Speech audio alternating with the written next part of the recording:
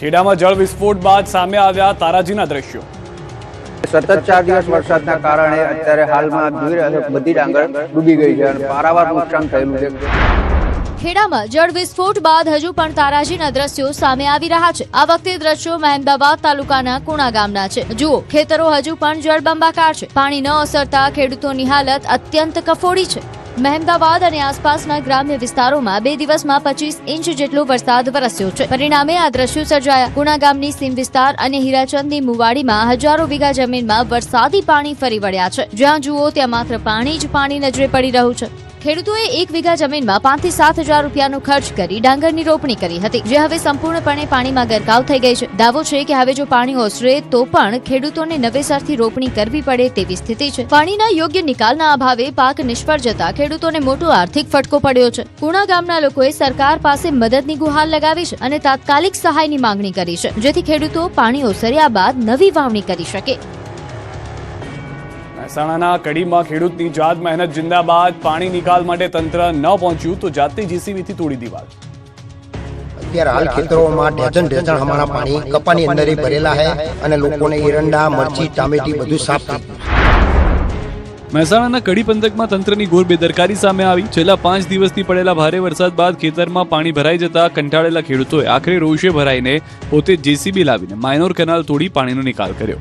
કડી શહેરનું વરસાદી પાણી નાની કડી નજીક મુખ્ય નર્મદા કેનાલના સાયફનમાંથી આગળ વધ્યું અને નરસીપુરા ગામની સીમમાં આવેલા તળાવમાં ભરાયું। જોકે તળાવ ઓવરફ્લો થતા આજુબાજુના ખેતરો બેટમાં ફેરવાઈ ગયા।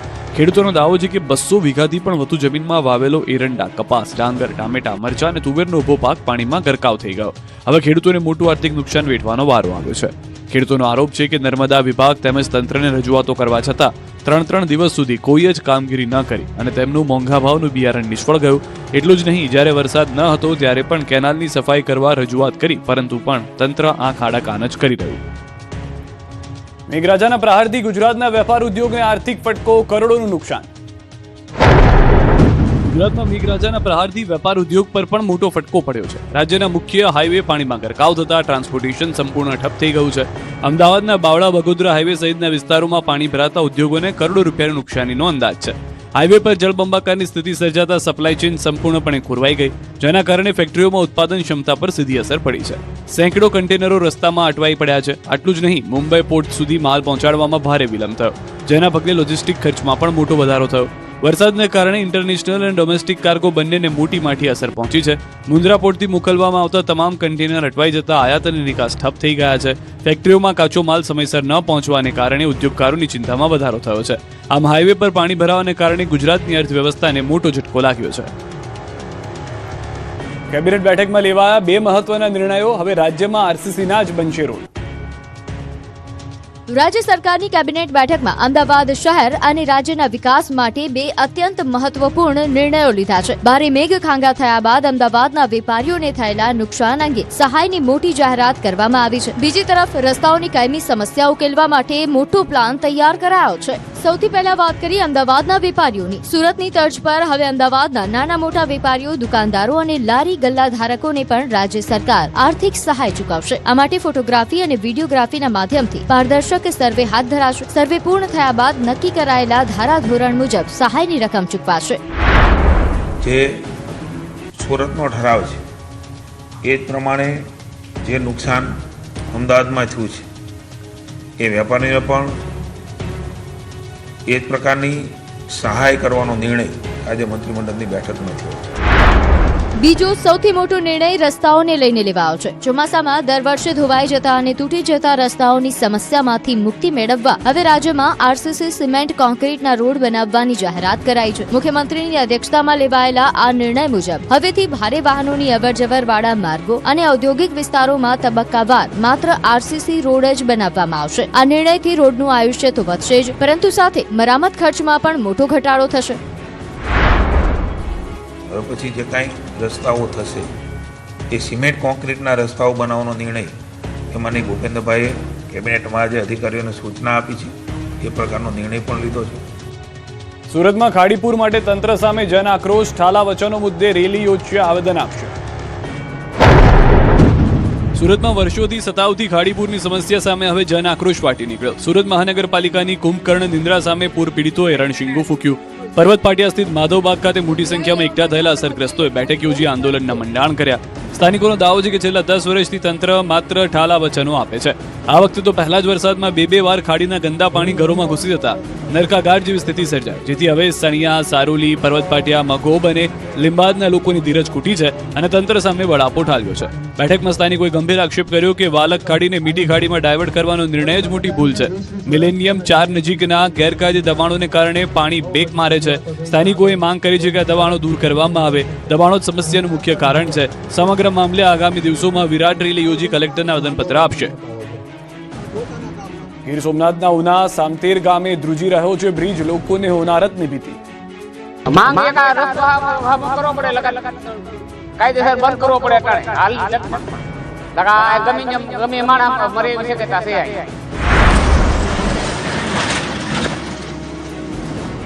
આજે જિંદગી અને મોત વચ્ચેનો સેતુ. જો તમે સુરક્ષિત પસાર થઈ ગયા તો જિંદગી, અને જો ન કરે નારાયણને પુલ તૂટ્યો તો અહીંથી ખાબકનારું વ્યક્તિ પાવરું પાણી પણ નહીં માંગે. દ્રશ્યો ગીર સોમનાથ જિલ્લાના સામતેર ગામ પાસે આવેલ રાવલ નદી પરના બનાવેલા પુલના છે. આ પુલના ઉના શહેરને ભાવનગર નેશનલ હાઈવે સાથે જોડે છે.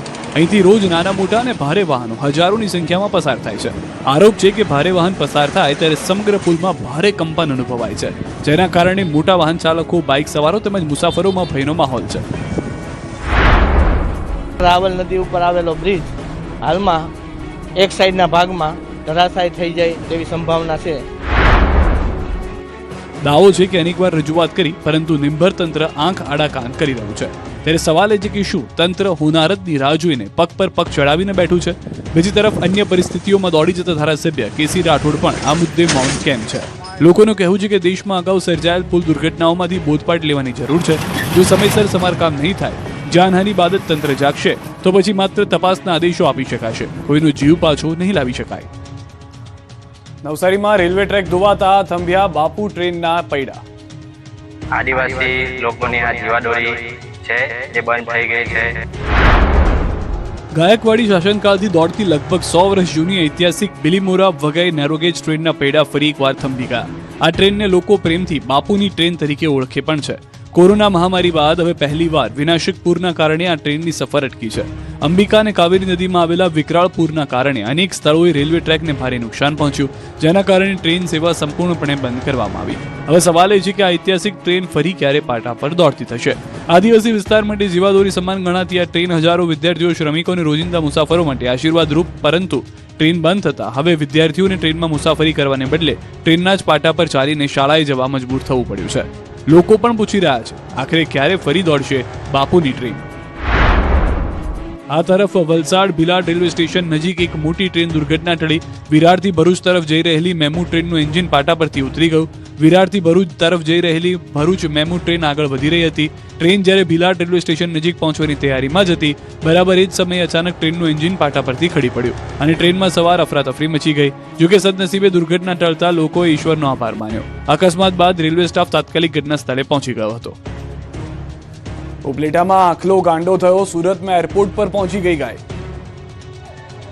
ઉપલેટામાં આખલો ગાંડો થતા અફરાતફરી મચી ગઈ. આ આખલાએ 2 રાહદારીઓને જોરદાર ફેન્ટ મારી એકને પગથી કચડવાનો પ્રયાસ કર્યો, જેને બચાવવા જતા એક વૃદ્ધ પર પણ હુમલો કર્યો. બીજી તરફ લોકોએ સાથે મળીને બેકાબુ આખલા પર કાબુ મેળવવા માટે પ્રયાસો કર્યા, પરંતુ તેઓ અસફળ રહ્યા.